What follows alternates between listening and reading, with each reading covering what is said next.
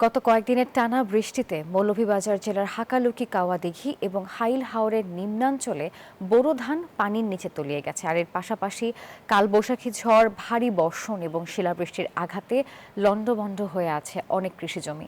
এ নিয়ে আরও খবর জানাতে মৌলভীবাজার থেকে সরাসরি যুক্ত হচ্ছেন সহকর্মী শেখ সিরাজুল ইসলাম।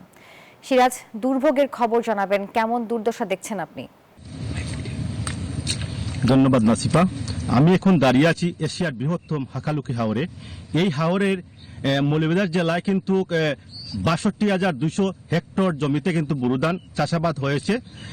তবে গত কয়েকদিনের ভারী বর্ষণ এবং ঝড় বৃষ্টিতে কিন্তু শিলাবৃষ্টিতে কিন্তু উঁচু স্থানের ক্ষতি না হলেও নিম্নাঞ্চলের বিশেষ করে হাকালুকি হাওর সহ অন্যান্য হাওরের বেশ ক্ষয়ক্ষতি হয়েছে।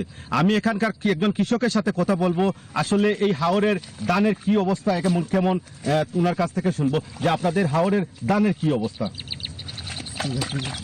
আমাদের হাকালুকি হাওরের অবস্থা খুবই নাজুক অবস্থা হয়ে গেছে।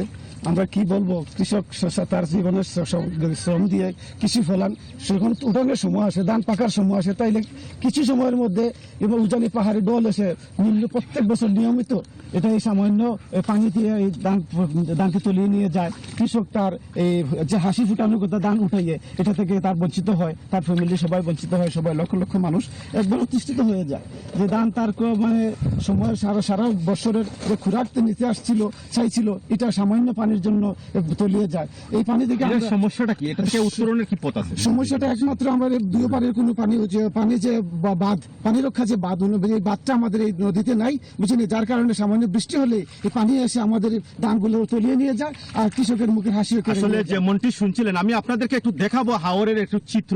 আসলে আধা কাঁচা পাকা ধান কিন্তু ইতিমধ্যে কৃষকরা কাটতে শুরু করেছেন এবং হাওরের নিম্নাঞ্চলের কিন্তু অধিকাংশ বোরো ধান কিন্তু পানির নিচে তলিয়ে আছে।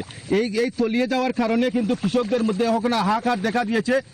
এই ছিল মৌলভীবাজার থেকে আমার কাছে আধা কাঁচা পাকা ধান এবং কৃষকদের দুঃখ দুর্দশা এবং ক্ষয়ক্ষতি নিয়ে সর্বশেষ তথ্য।